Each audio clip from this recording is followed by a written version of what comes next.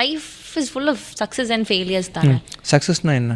Maybe achieving what you want is success in according to you. உனக்கு என்ன வேணும் நீ நினைக்கிறத நீ அச்சீவ் பண்ணால் உனக்கு அது சக்ஸஸ் இல்லையா?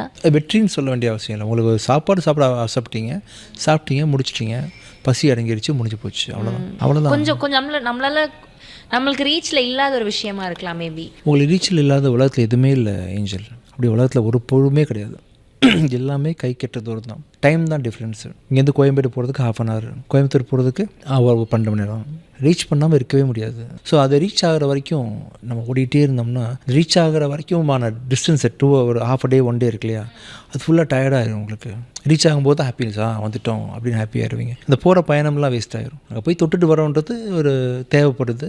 போனால் பிடிச்சிருக்கு, போங்க, அந்த இடத்த என்ஜாய் பண்ணிட்டு வாங்க. அது வந்தவுடனே வெற்றி எல்லாம். இப்போ இந்த படம் ஓடிடுச்சுன்னு வச்சுக்கோங்களேன், மாபெரும் வெற்றி. இந்த படம் ஓடலன்னா ஐயோ இதோட கதை முடிஞ்சிருச்சு அப்படின்னு தோல்வி. இதை பொறுத்து எதையும் நினச்சிக்க வேணான்ற.